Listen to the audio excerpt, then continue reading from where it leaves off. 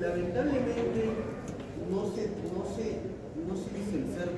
evacuado en el país involucrado por problemas de salud pública, ¿no es cierto? Por un cortocircuito ahí con OMS que hasta ahora no se resuelve y ahora con Trump no creo que se resuelva de nuevo. En serio, lo veo muy difícil. Estos dos términos yo creo que ya son muy conocidos, pero por favor no se equivoquen nuevamente al expresarlo cuando ya vayan a una parte más asistencial o conversen directamente con los pacientes. ¿De acuerdo? ¿Sí? Porque este término es para la enfermedad, obviamente este es el agente etiológico, ¿no es cierto? ¿No? ¿De acuerdo? Este de acá era conocido, claro, porque es el primo del SARS y del MERS, ¿no es cierto? ¿No? Y el SARS y el MERS han estado en Medio Oriente y en Asia. Obviamente han ido mutando y se ha generado este nuevo bicho. Entonces, el agente causal, este es el virión, ¿no es cierto? ¿Ya? Este de acá, a través de este esquema de proteínas, es el spike, ¿no es cierto? La producción de compuestos de la N, la envoltura, esas proteínas de acá hacen una unión aquí, ¿no es cierto? Dentro del receptor, entre los receptores a través de este de acá.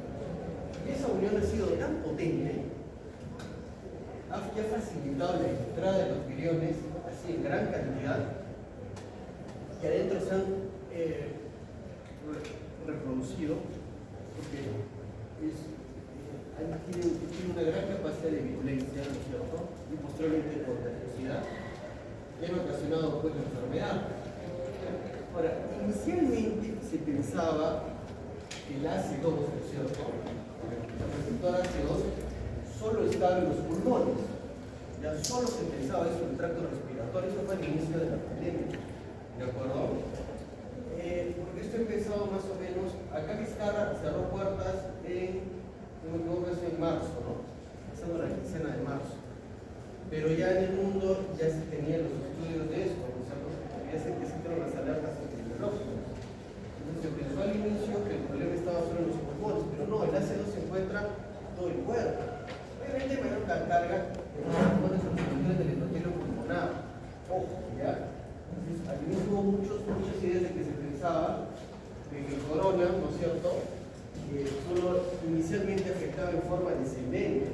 No es así. Apenas había ya la entrada del virión, pues todo el cuerpo tenía una respuesta general. Entonces, por eso luego se ha entendido y ya se sabe que tiene un compromiso sistémico. El problema ahora no es tanto las vacunas necesarias, sino es, digamos, la secuela que ha dejado en todo el cuerpo. ¿De acuerdo? Y deja secuelas que hasta ahora se sabe que no se tiene un adecuado control de ellas. Ahora, las teorías conspirativas que han dicho que en un laboratorio, no sé, no escuchaba hasta que lo hicieron en la CIA. No hay datos de eso, ¿de acuerdo? No hay datos claros de eso. Lo que estuvo mal fue que la alerta no se respetó. Lamentablemente, el doctor que alertó de esto falleció, lo silenciaron. Eso no sé cuándo lo van a pagar los chinos. Eso ha sido grave, ¿de acuerdo? Entonces la teoría que más fue, se centra en Wuhan, los mercados de Wuhan. ¿Y qué había en los mercados de Wuhan? Obviamente, los factores virales estaban, pues, ¿no es cierto?, en los animales, entre comillas, domésticos de los silvestres. Pero, ¿cómo la relación entre estos dos? Se entiende de que estos pueden atacar a los de acá y estos ya ser portadores del mismo. Entonces, ¿cómo entra aquel humano? Porque recuerden que desde la época de Mao, ¿no es cierto?, cuando fue la época de Mao,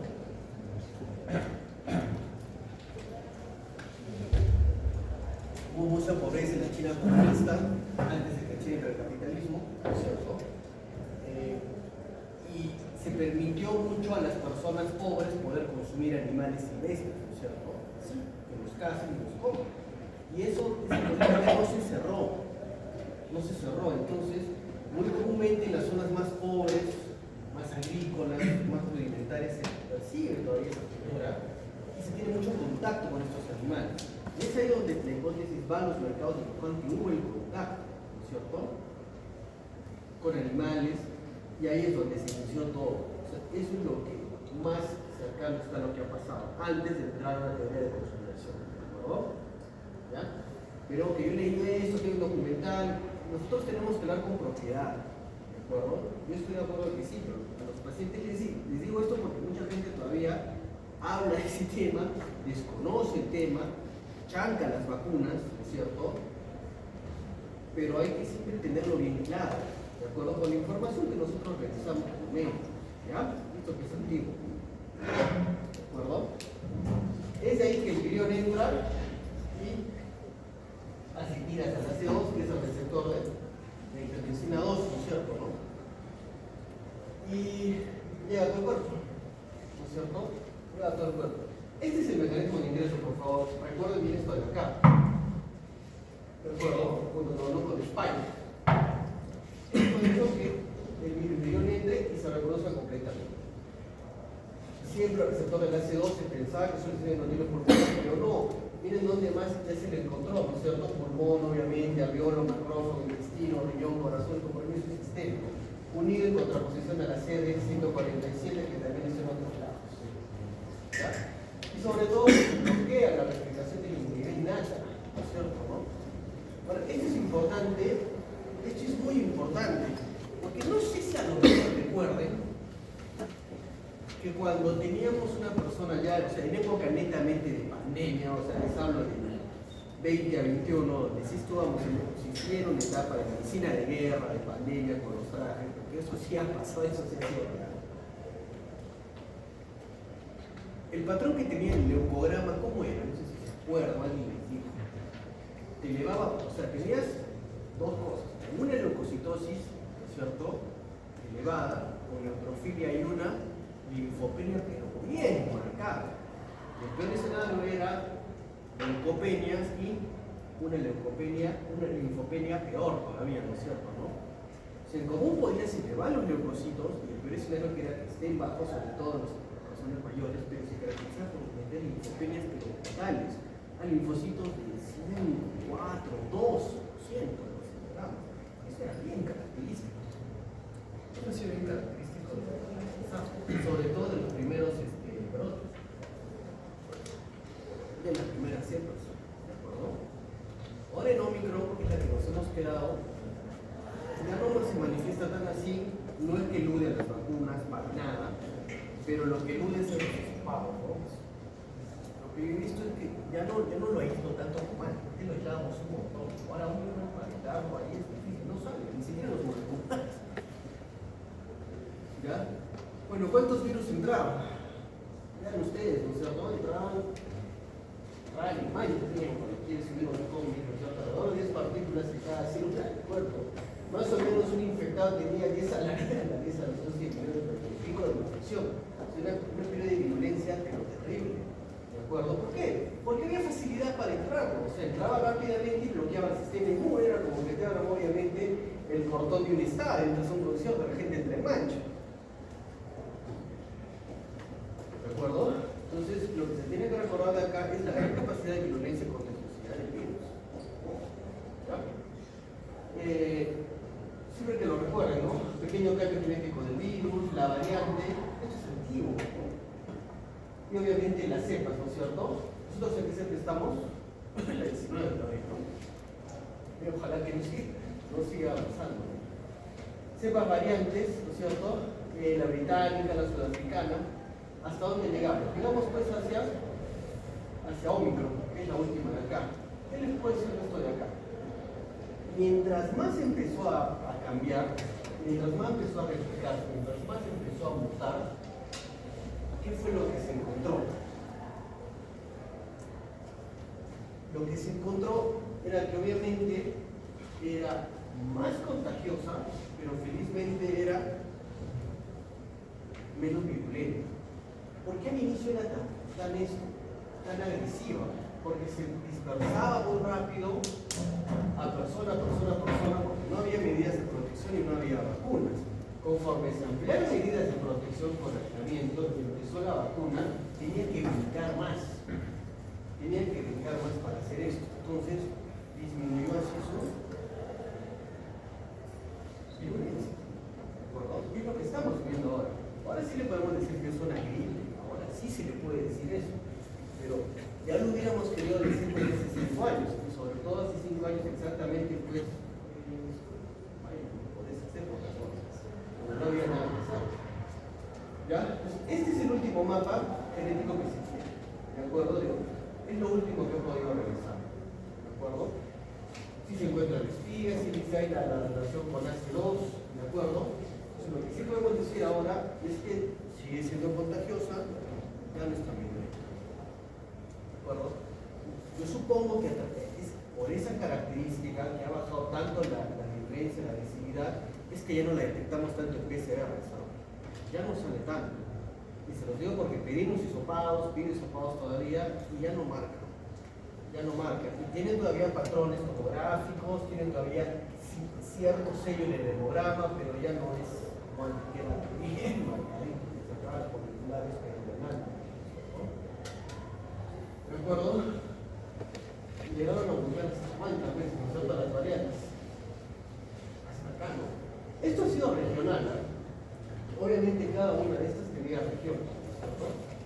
En Perú llegamos a tener una variante, ¿ya? Y la que nos hemos quedado con esta, ¿cierto? Con las que más sufrimos fueron con estas de acá. ¿Sí? Con estas de acá. Ahora aquí ya como que se ha plantado, ¿no? Y es por eso de acá. Por la eficacia de las vacunas. Y por las medidas de prevención, ¿no es cierto? Que ha sido la mascarilla y la distancia social. Esto ha funcionado bien. Solo recordarles que los marcadores de inflamación eran muy elevados.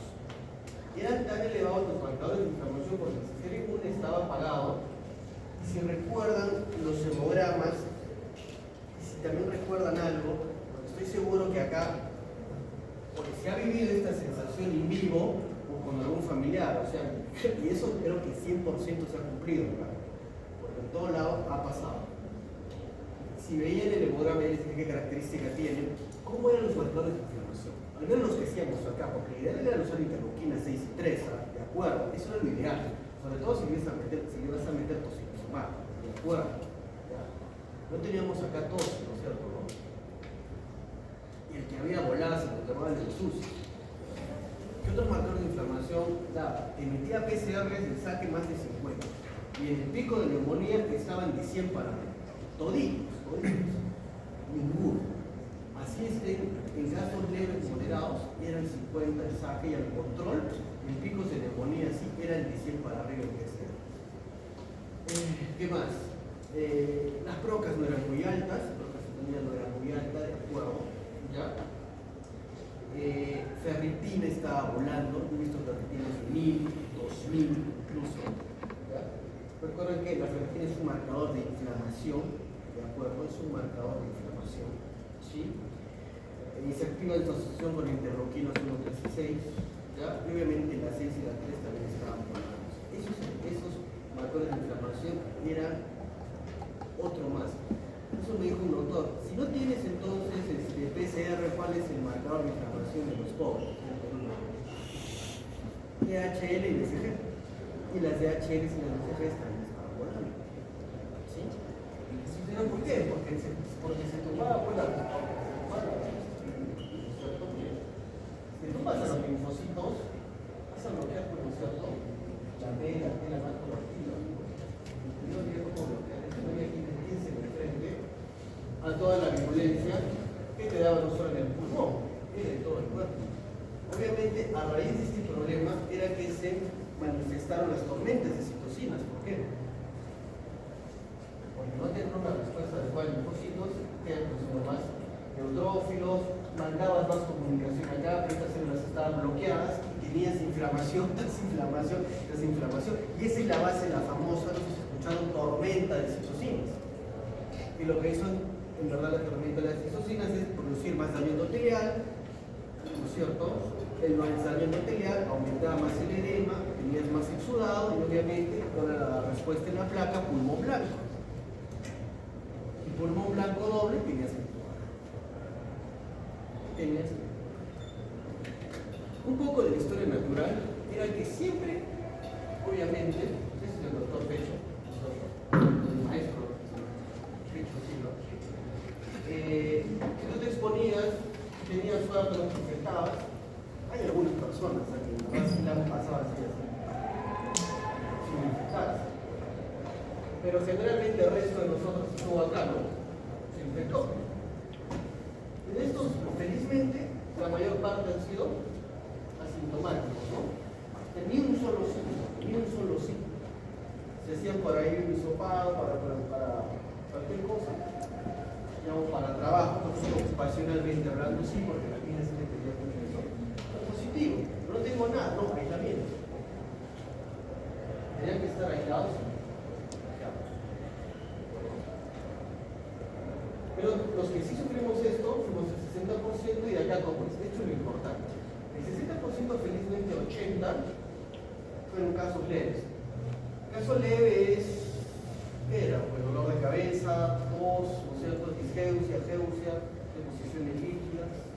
Muy bien. Mialgias, pero no como una influenza. La secuela peor era la fatiga postviral. El moderado tenía una tos mucho más frecuente. A eso le decíamos la tos de COVID. La tos seca, persistente, continua, exasperante, que te hacía doler el pecho y te hacía bajar la saturación. Esa era la tos de COVID.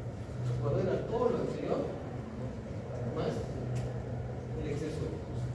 Y el severo tiene un síntoma clásico, ¿no es cierto? Que era ese. Para tú poder ser catalogado como un severo tenías que tener una risa. Pero no, yo te tosí un montón, me saturaba bajo. Mentira, no. Si no tenías risa no era severo. No tenías por qué ir al hospital. Y el peor escenario era el crítico. Obviamente el crítico, estabas en shock o necesitabas ventilación mecánica.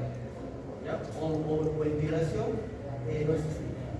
Con CPAP o con cánula de alto flujo. O el invento acá que fue el general Ferguairache, ¿no? Felizmente llegaron al alto flujo. ¿De acuerdo? Esa es la clasificación clínica más importante que tiene que haber. ¿De acuerdo? ¿Sí?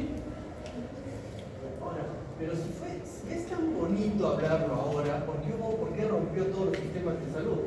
Porque fue una pandemia, porque estamos hablando acá, pero no de cifras locales, sino de cifras mundiales. Y rompió todos los sistemas de salud, porque solo este 5% de críticos rompía cualquier esquema de uso. Y lo mismo. Si solo este esquema de severos desbordó todas las zonas de hospitalización, porque son porcentajes, pero a cifras mundiales.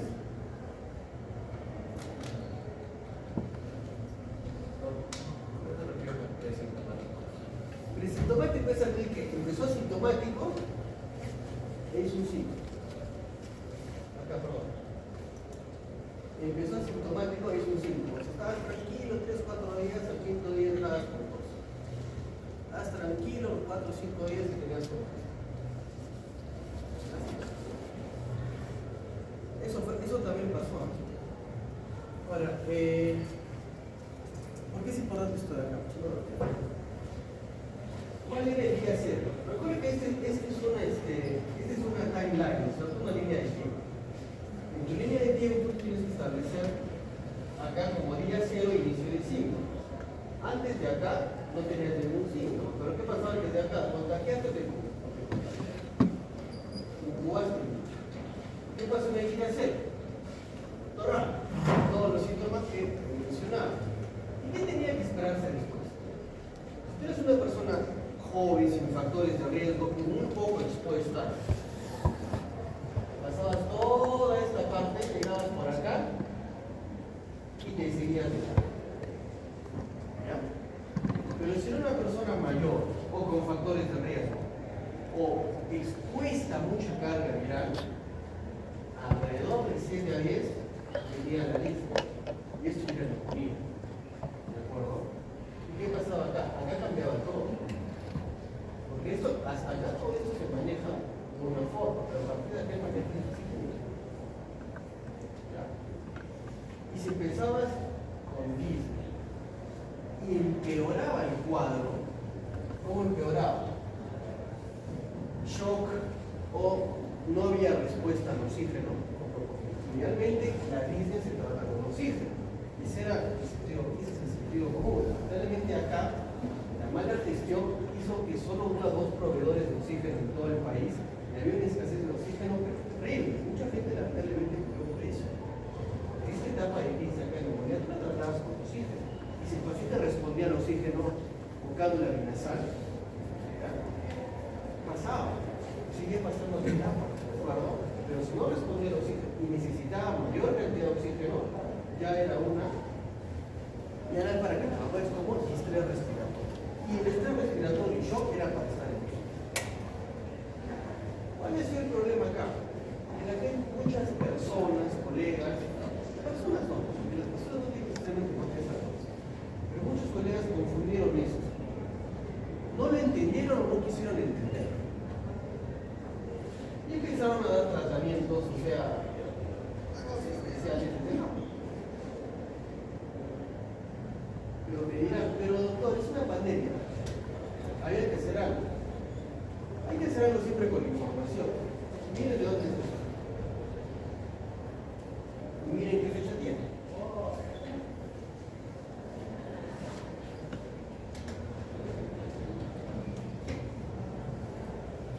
Y todos los journals, todos los journals se pusieron open access por la pandemia, toditas. Ninguna dijo que no. Todas las journals se pusieron open access y COVID-19 por la pandemia, toditas. No hay excusa de que no. Entonces ya ven eso. ¿Ya? No es excusa de decir, ya bien. O sea, yo no estoy hablando, yo lo que he dicho acá en la palabra disnea y el tratamiento de oxígeno, no he hablado de otra cosa, porque en ese momento es lo más importante. ¿Ya? Posteriormente se recopiló mejor información, ¿ya? Y todo lo que les hablo, pues ya se protocolizó muy bacán. Y no lo digo yo, OMS, CDC, MI, NICE también estaba acá, la australiana, sobre todo, lo que recopiló el doctor Pecho, nosotros, sí, que es el autor del discipado de acuerdo. Los que seguimos la pandemia con información, con evidencia, no con evidencia, pues obviamente podemos utilizar sus tablas. Acá ven, ¿no es cierto? El presintomático, el asintomático, menos. Sí. En el leve ya tenía dolor de estrella, ¿no es cierto? Síntomas respiratorios y neumonía. En el moderado, luego se catalogó como neumonía no severa. ¿Para qué no le consideraba así? Para mí ha sido tipo de infección de vías respiratorias inferiores, veros y vísceras. ¿De acuerdo? Vísceras. Porque a nivel del mar saturabas más de 9,4. Y a nivel de Arequipa saturabas medio igual a 9,2. Severo era víscera. ¿Y cómo la catalogabas? Pues le hacías una gasometría y tenías una PO2 menos de 60 o tenías una saturación menos de 90. ¿De acuerdo? Pero sostenida, no era una tomita normal. Eso era un caso severo. ¿De acuerdo? En ese caso sí tenían hospitalización. En los otros casos no había hospitalización, pues sí tenían que recibir. ¿Qué era lo primerito que tendría que recibir? Glucoides, hidroxaparina, hidróxido de cloro, hidróxido de aluminio, ¿qué más son? Ivermectina. Los más ibuprofénicos que usaron, sí, el cloro, ¿no? Ya. No se necesitaba eso, se necesitaba que lo hicieran. Ahora se necesita eso, ¿no?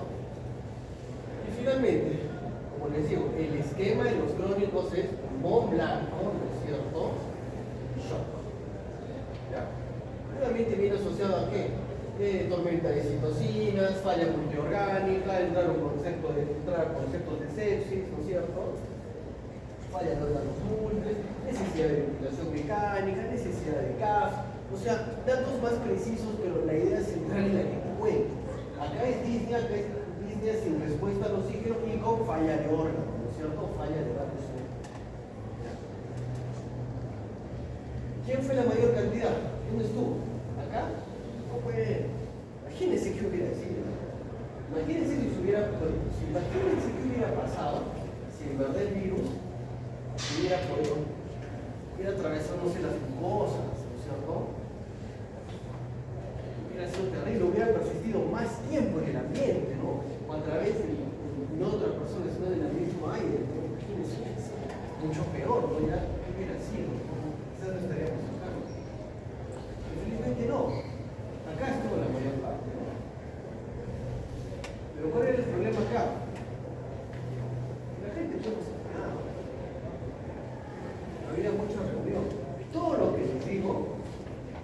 exportación del 21 que ha quedado en datos del 2025. ¿De acuerdo? Y no varió nada.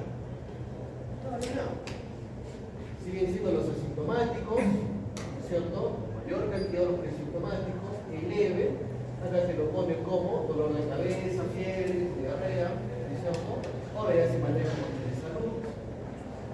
In vivo, si es una neumonía bronquitis, ¿no es cierto? Digamos un cuadro respiratorio alto sin insuficiencia respiratoria, eso es acá, y acá netamente te lo dice, hospitalización. Este tendría que estar aislado, pues, antes sí, ¿no? Incluso el aislamiento depende. Ahora, este sí tendría que estar hospitalizado. Puntos de corte, no voy a hablar tanto del PAF, lo que quiero que recuerden era PO2 menos de 60, saturación menos de 92 en Arequipa. Y el grado crítico, como les digo, estrés respiratorio, sepsis, shock séptico, necesidad de ventilación mecánica. Todo esto se quedó. Ese es el sistema que se tiene actualmente. Y como ustedes están viendo, miren los tratamientos, el anticuerpo monoclonal, ¿no es cierto? ¿Hasta dónde? Hasta acá, ¿no es cierto? Y se utilizó mucho en Estados Unidos. ¿Por qué no llegaron acá? Mala gestión de la pandemia. Aprovechando eso, hubo mala gestión de la pandemia. Ya saben por qué no votar. ¿Cierto o no? ¿O fue bien gestionado?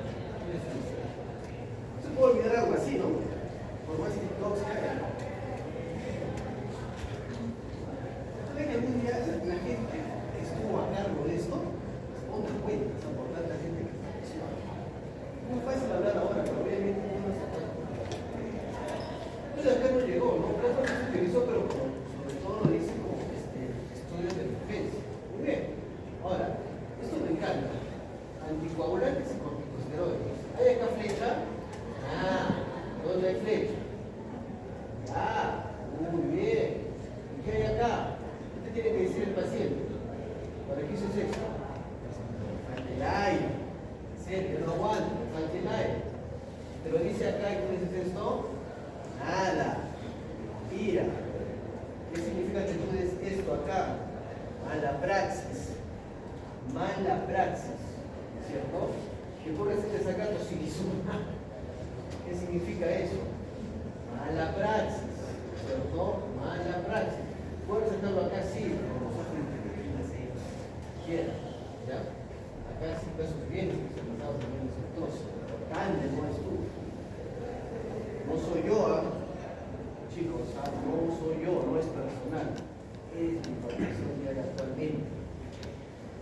¿Y se podía evitar o no? Hace tiempo no, pues, ¿no? Cuando empezó no se podía evitar. Lo mejor era estar alejado. Muy bien, ¿por qué les digo que no hay que olvidar? ¿Qué se hizo? A ver, cuando ya se supió, entonces, ¿cómo lo detectamos? ¿Qué hizo el mundo? Prueba molecular. PCR, ¿no es cierto? Detectar virulencia. Detecta material genético. ¿Resultados en qué? 24 horas, ¿no es cierto? Prueba higiénica, igual. 15 a 30 minutos. ¿Cuánto se ha ganado acá? Prueba serológica. ¿Cuánto demoraba, no es cierto? Se aplica después de 14 días. Esto no sirvió de nada. La primera compra fue una burla. La gente ya cuando venía, ya estaba con la posición ya.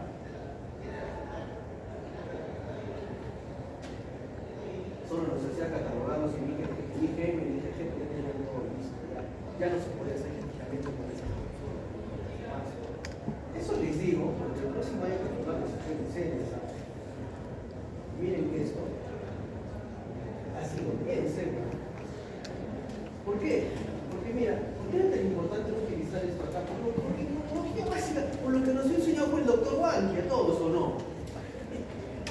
Si estás en día cero, obviamente, y tú le vas a tomar, digamos, le vas a pedir anticuerpos, ¿cómo van a estar? Acá. No es nada, miren a partir de cuándo ya se están formando, ¿no es cierto? Es lo lógico, ¿sí o no? Pierdes cuánto tiempo con las personas acá, porque están con la enfermedad, ya han contagiado, han seguido contagiando. La idea era que tú estés acá, no es tiempo, al iniciar tu ciclo. Tienes que hacer los hisopados acá, de su familia, lógico.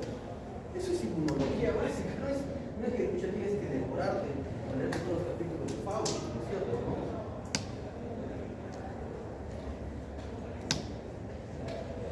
¿Qué les puedo decir? Muy bien, entonces, recuerden que cuando ya tenías obviamente las inmunoglobulinas, los textos acá, obviamente tu respuesta en CD4 era pues en CD8 primera. La idea era obviamente todo eso monitorear, trabajar con esos pacientes, ¿cierto? Seguirnos ahí, aislarnos sobre todo, monitorizarlos, brindarles el oxígeno, porque al menos tengan el control y que avisen si hubiera signos de alarma. Tendrías que ir pues al mercado, pues, un día a los niños, otro día a los niños. Ahora, otro gráfico más de este año. ¿Sirvieron las vacunas o no sirvieron? Si alguien no duda, como les dije, siempre en medicina, sobre todo cuando vayas a dar un teórico práctico, ¿no? Cuando presentes la historia de un paciente, tienes que hacer primero el tiempo por el día cero. El día cero, cuando llegue emergencia, tú lo ves en el consultorio. En resumen, cuando tú contactas a esa persona, hasta por teléfono suelto, y en el día cero tú tienes que catalogar todos los síntomas. Si esta persona, de acuerdo, ya estaba con la enfermedad, ¿no es cierto? Que ya tenía, digamos, alguna molestia que tú recién acá lo estás viendo, ¿no es cierto? ¿Ya? ¿Qué es lo que tienes que hacer? Obviamente, catalogar los síntomas de signos en frecuencia e intensidad. ¿Y qué se puede decir ahora que hicieron las vacunas? Si se dan cuenta, todas aquellas personas que tuvieron vacunación, ¿en cuánto tiempo reducieron su periodo sintomático? A diferencia de los que no se vacunaron, ¿cierto? Es muy diferente. ¿Ya? Bueno, yo vi, pero dice, pero doctor, usted está hablando muy fácil porque ya pasaron años y ahora es muy fácil hablar de algo que ya pasó tiempo. Es muy fácil hablar, por ejemplo, después de que, por ejemplo, allá ganó Cristal, me dijeron, muy fácil, yo que jugar con 4-2-3-1, 4-3-2-1, igual, ya pasó el partido. Pero que yo no estoy hablando con esto. ¿Esto fue de qué año? 20. Y ya había información siempre de todo. Ya había guías. Las guías ya empezaron a decir, ¿qué te dijeron las guías? ¿No te sirve hidroxicloroquina? No. Hidroxicloroquina más citro? No. Lopinavir, ritonavir? No. Incluso otras combinaciones de antivirales que no se surgieron de esta ciudad, de un hospital que no quiero decir que queda por el centro y que se llama CASL, que algunos doctores que no se qué enseñan, pero están ahí, que había combinaciones medias. No,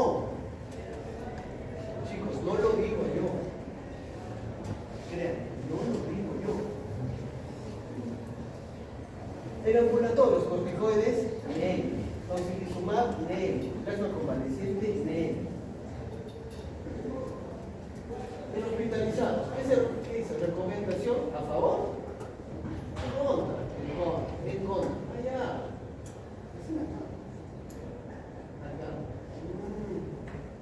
Plasma convaleciente en experimentación. Remdesivir.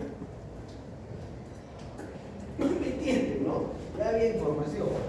Que ya no se haya querido usar y que ya, digamos, digamos, ya con información y que tú no quieras utilizarlo, ¿eso qué viene a hacer? ¿Cuál es la palabra de los periodistas?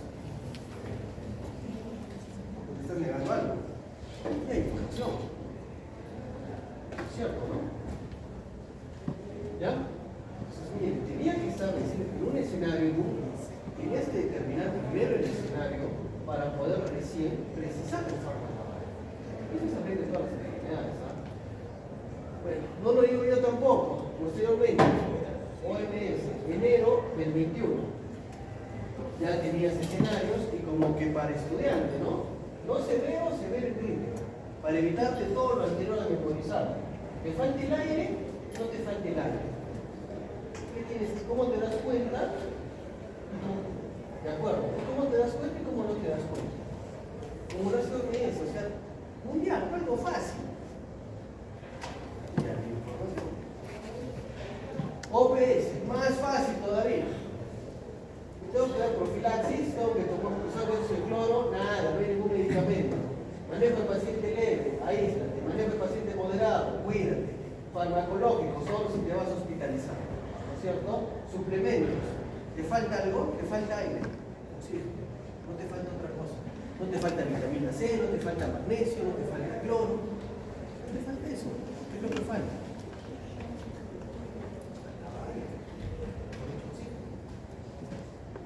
Tormenta de citocinas. Este es todo lo que tormenta de citocinas anticoagulantes donde actúan. Estos son los italianos, ¿no es cierto? ¿No? Las autopsias se vio que era una endoteliosis. Al ser una endoteliosis estaba en todo el cuerpo, ¿cierto? El problema era que la inflamación era mayor. Puntazo para ellos porque la enoxaparina ayudó un montón. Enoxaparina, anticoagulante, obviamente no es profiláctica, ¿no es cierto? No es anticoagulación, sí. Obviamente corregida por peso y función renal, tiene un efecto mejor que la heparina y que los demás anticoagulantes, ¿de acuerdo? Porque tiene efecto antiinflamatorio. Recuerda que hay una comunicación entre cascada de coagulación e inflamación. ¿Ya? Y ayuda un montón, ¿no es cierto? Evitó qué cosa? Que la inflamación forme trombos. Y los trombos maten al paciente. Claro, muchos pacientes han muerto de complicaciones cardíacas o también cerebrales. Un tazo ahí, ¿eh? Eso fue un golazo. ¿Cuánto te cuesta una enoxaparina? En ese momento era algo barato, accesible, ya descubierto, que estaba en todos los hospitales. Posteriormente, vamos a hablar luego de esto, el estudio que cambió todo, ¿eh? Corticosteroides, ¿no es cierto? Disminuye la inflamación. Entonces tenías dos armas pero brutales y ya descubiertas. ¿Qué más hicieron los demás? Bueno, descubrir el cuerpo monoclonal, lo que va a hacer, ¿no es cierto? Bloqueo que se tome a hacer, bloqueo que se destruya el linfocito T, ¿no es cierto? Inmunomoduladores evita que se siga replicando, igual que antivirales directos, anticuerpos monoclonales. El plasma convaleciente me barre todo. Ahora, ¿era necesario meter todo esto de golpe? Bueno, cuando era necesario, no. ¿Cuáles fueron aprobados por el FDA? En resumen, no me quiero muy lejos. Corticosteroides, ¿no es cierto? ¿Cuál fue el que más utilizamos? DEXA. Bueno, utilizamos PT, pero obviamente corticosteroides chicos no fue pulso. No sé si hubo una fiebre de pulsos, ¿sabes? Se pulsaron varios pacientes, ¿sabes? Estuvo mal, la verdad. Pero se concluyó que DEXA y hidrometil ayuda, pero sobre todo nos quedamos con la Viefex y que dicen la dexametasona todavía a 50 centavos la ampolla, ¿no es cierto? ¿No? 50 céntimos de sol. ¿Ya? Este fue el estudio que cambió todo, ¿de acuerdo? Y la tengo la réplica exactamente misma cuando lo revisé. ¿Ya? Un gran estudio, cambió el curso de la pandemia antes de las vacunas, obviamente, ¿no? Porque se encontró que DEXA reducía la mortalidad en hospitalizados. ¿Ya? Y fue en marzo del 20, que el recovery fue una luz en este momento. ¿Ya? El recovery fue una luz. Y nos encontramos que 6 miligramos de la tan conocida, confiable dexametasona, 6 miligramos una sola vez al día, solo por 10 días, ¿qué hacía? Bajaba. Eso fue una luz al miedo. ¿De acuerdo? Redujo muertes en un tercio de ventilados y una quinta parte de otros que recibían oxígeno. Ese era el escenario. Por eso es importante describir primero el escenario y luego decidir cuándo utilizarlo. Reduce el riesgo de muerte en pacientes con complicaciones respiratorias graves. Y esto fue golazo muy bien. ¿De acuerdo? El uso de DEXA hasta 10 días, ¿no es cierto? Recibieron oxígeno mejorado. Más de 10, se ven pacientes con más de 7 días de inicio de síntomas. ¿Qué quiere decir esto? Pacientes que pueden estar haciendo neumonía. No hay evidencia de que DEXA proporciona algún beneficio entre los pacientes que no reciben asistencia respiratoria. Ojo, ¿eh? ¿Qué pasó en el país? A ver, qué gracioso. Mientras en el mundo se hacía esto, ¿qué hacíamos acá? ¿Qué es gracioso? Y no lo digo yo, no sé quién firmó esto. Por acá hay un sello, ¿no? Miren, luego uno se compara. Y la gente es mejor decir no. Bueno, ¿qué se la fue? ¿Qué se la casa?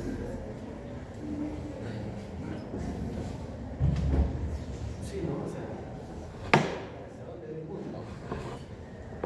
Ya, bueno, lo peor viene acá. Eso, bueno, lo peor viene ahorita.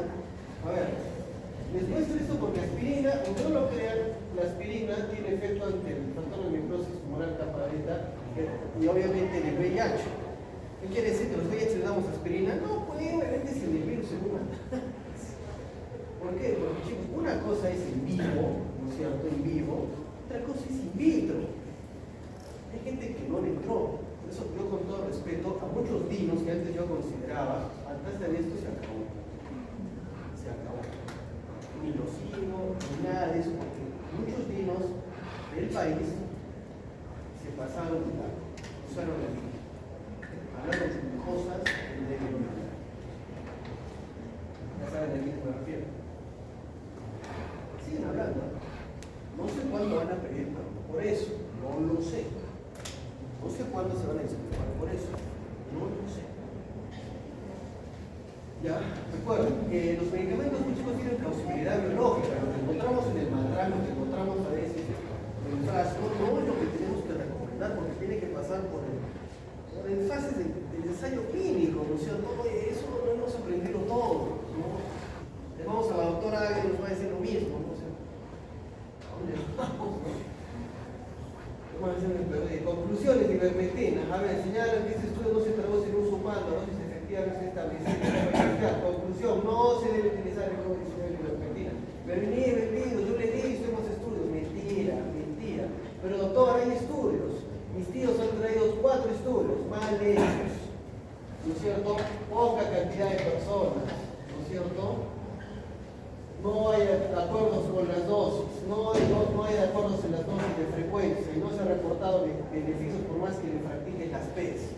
Hay estudios, sí, mal hechos, todos tirados abajo, todos tirados al piso, que hablan, entran al estudio, obviamente que sí funciona, a veces los estudios no sirven hospitalizados, peor, que doctor, yo quiero firmar mi alta, quiero mi ivermectina y mi dióxido de cloro.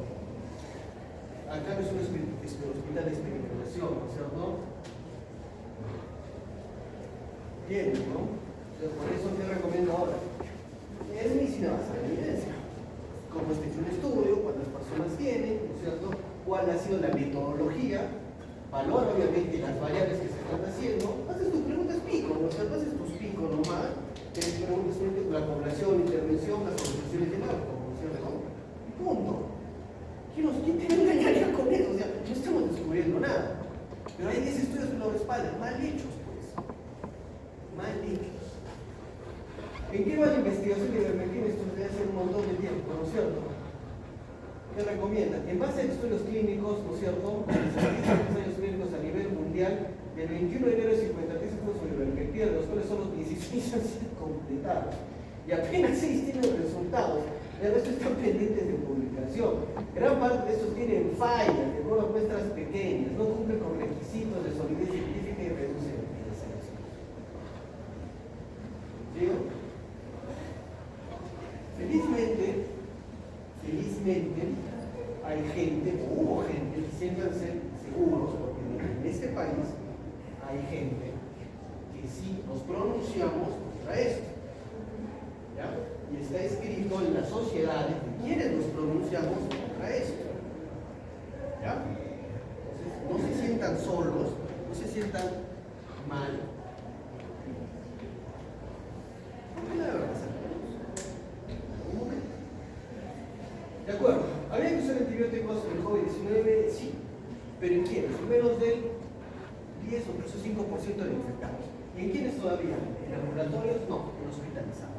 ¿Y cómo me tenía que dar cuenta? Si ya está hospitalizado, sospechaba de una reinfección, mejor dicho, una coinfección bacteriana, de muestras cultivos, ¿no es cierto? ¿Sí?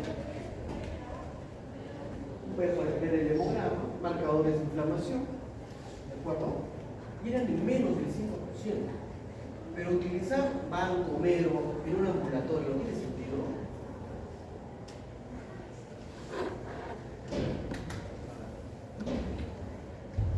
Yo he visto recetas de Mero, de Banco, de Dexa, de Noxa, de oxígeno, de vitamina C, para ambulatorios. ¿Eso cuánto te salía? Eso no te bajaba de 500 soles al día. Y las dosis altas, banco cada 8. Bueno, como no hay riñones, mero 2 cada 8. Era ambulatorio. A eso súmale, ¿qué te cobraban por esa consulta? ¿Qué te cobraban 200 soles? Entonces, yo me pregunto, ¿ese presupuesto aguantaba una semana de tratamiento? Porque algunos conde, te cobraban por día de consulta. ¿Por qué cobraban por semestre? Lo hicimos muchos. Yo pregunto, ¿algún presupuesto aguanta eso? Sobre todo personas que no estaban trabajando en el mundo. No sé cuándo pidan pedagogos.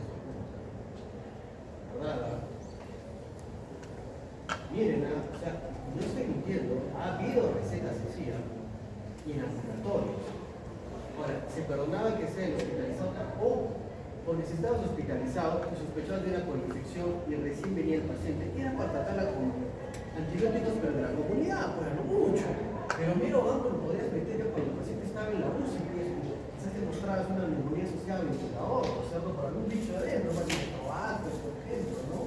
Lexiela. Lo podemos a veces. Y eso se ha hecho en hospitales grandes, pero mira, felizmente también en un hospital de Chepén, miren, un hospital 2-1, una guía, una serie de recomendaciones, pero bien precisas y bien detalladas. No, ¿por qué? Porque los doctores de acá, tanto Juan como María, pues hicieron medicina basada en evidencia. ¿Y qué dijeron para mejorar la performance hospital? COVID leve moderado, actividad física, alimentación, líquidos.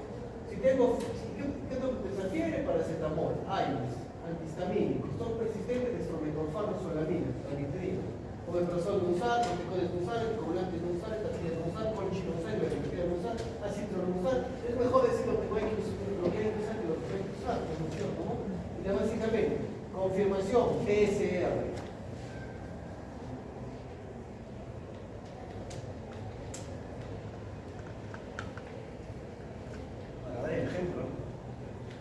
¿Cuál es la transmisión del área del virus? Bueno, se encontró que obviamente fue así, ¿no? Hablabas con alguien, un infectado y te daba toda la información. O sea, todos juntos. ¿Qué teníamos que hacer? Entonces, luego se encontró que la transmisión es vía aérea. Y mascarilla, pues. Volaron las mascarillas. Bueno, nos dimos cuenta que la respirador no es de tuba, en los hospitales, y la mascarilla de 3 cuerpitos funcionaba. Y tu cobertura era del 95%, porque eso era buenísimo. ¿No es cierto? Por tus 3 capitas podías salir ahí. Cualquier persona. Los hospitales preferimos utilizar esto, pero los ambulatoriamente también bajaron el precio en las calles, obviamente también se popularizaron. ¿No es cierto? ¿Cómo podía mejorar el agarre? Lo cruzabas, ¿no es cierto? Esto creo que fue medio peruano. Poner liga, todo esto, pero obviamente los médicos fueron más caros. Creo que la pandemia, digamos, el caos hace que la sociedad cambie. El caos hace pensar más. El caos crea poblaciones fuertes. Poblaciones fuertes crean sociedades buenas. Lamentablemente, sociedades buenas traen el trae la guerra y así pues seguimos viviendo en el mundo, ¿no? Eso es lo que se repite desde hace toda la vida. Pero se dieron cuenta, o sea, aquí se demostró que obviamente esta mayor protección aumentaba pues, la protección, incluso hasta más del 60 al 78%. Era genial. Y ahora que se sabe, después de ya más o menos 5 años, el queso, mientras tú más distancia tengas, mientras más protección tengas de acá, ¿y qué tiene que estar al medio acá? Las vacunas. ¿No es cierto? Eso es como estamos ahora, estamos vivos y tranquilos con todo esto. ¿Ya? Hay otra forma de prevención, hasta ahora no la hay. Esta también fue portada en New. Yo siempre me enorgullezco de presentar el primer estudio de la vacuna PPV, ¿cierto? Que fue un golazo, fue un éxito, ¿cierto? ¿Ya? Junto con el espacio. Bueno, también portada de New England. Y algo que hay que reconocer bien en el país, es decir, cuando charlamos mucho, es que si el Perú sabe hacer algo bien, es vacunar. Acá en Perú siempre sí se vacuna. La logística que hay en vacunación en el Perú es grandiosa. Siempre se vacuna muy bien, se aísla muy bien los casos, las licenciadas hacen muy bien su trabajo, ¿no es cierto? La dirección de salud está muy bien capacitada y gracias a esa logística que no ha venido por el COVID, que ya se mantiene de años y de décadas, es que obviamente la campaña ha sido un éxito, lo sigue siendo, ¿no? Obviamente el colegio médico demostró que nosotros hemos colegiados, pues el efecto de la vacuna, obviamente, es genial, porque redujo la hospitalización. Algo grandioso. ¿No es cierto? Como les digo, si algo se hace bien acá en el país, o sea, pequeñas islas, es la vacunación. ¿Ya? Eso no hay que dudar. ¿Cuáles son autorizadas de servicio activo? Siempre recomiendo esta página, los chicos que la hacen tienen muy buen nivel, sino muy buen nivel. Moderna, Pfizer, ¿no es cierto? AstraZeneca, Sputnik, ¿no es cierto? Yo me puse Sinopharm con la mayoría, sí funcionó, pero luego ya, obviamente, me quedo con Moderna y con Pfizer, de acuerdo. ¿Sí? Hay sinergismo entre las mismas, ¿no es cierto? Ya sea entre Moderna, mRNA, no replicativos como AstraZeneca o Oxford, ¿no es cierto? Posiblemente la primerita que llegó, ¿no es cierto? La de inactivo, la de Sinopharm, la pusimos la mayoría. ¿Sí funcionó? ¿Serio? Ya no hay de esta. Este es acá, ¿no es cierto? Bueno, sí. ¿Qué te recomienda CDC actualmente? Vacúnate. Vacúnate una vez al año. Ya les comento que llegó la vacuna para influenza y la nueva cepa, la nueva cepa de influenza ya llegó y la de COVID también ya llegó. Así que vacúnense. ¿Ya? Cifras actuales a enero. Esa es la pandemia. Así empezamos. Acá todo el mundo, yo hasta también no lo voy a negar, ya empecé a buscar mi cuarto en el hospital, ya separó mi cama, volví a separarlo,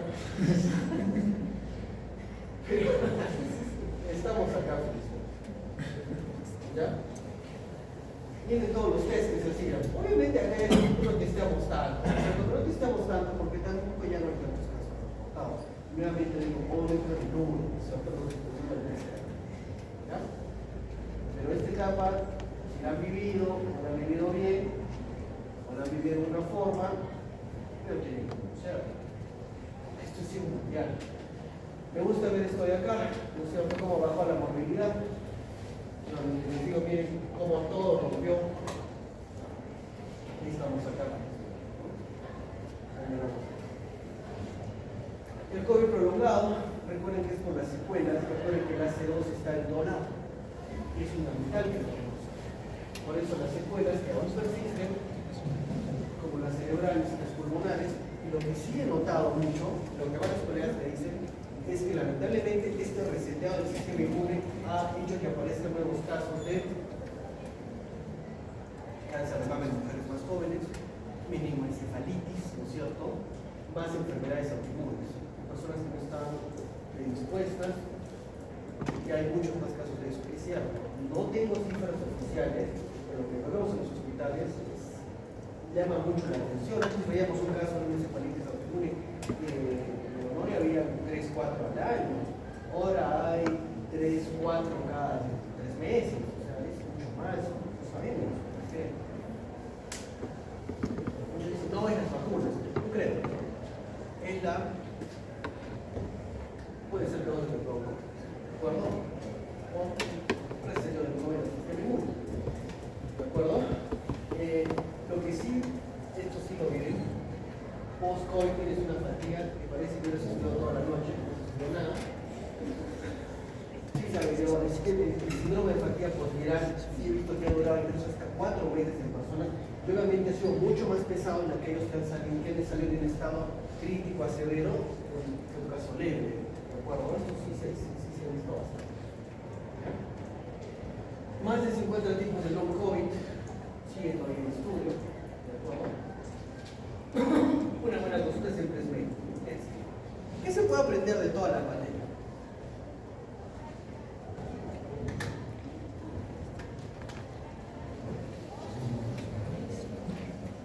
puede quedar?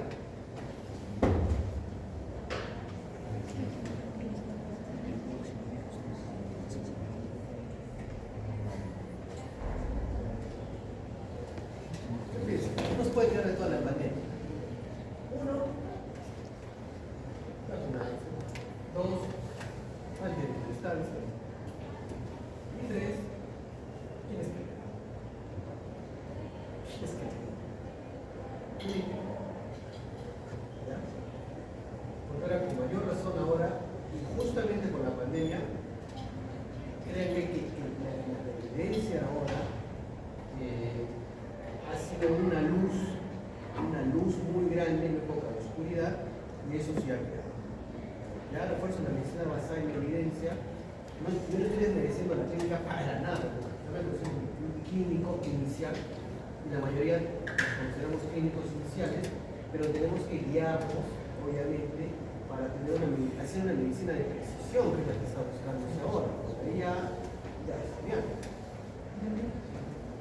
¿De acuerdo? Entonces, solo llévense tres cosas de esta clase. Y para el examen no sé porque no he hecho las preguntas. Muy bien. Ya nos vemos, ¿ya? Cuídense. La clase está acá. Si es que alguien la quiere leer, fotocopiarla, piratearla, no sé.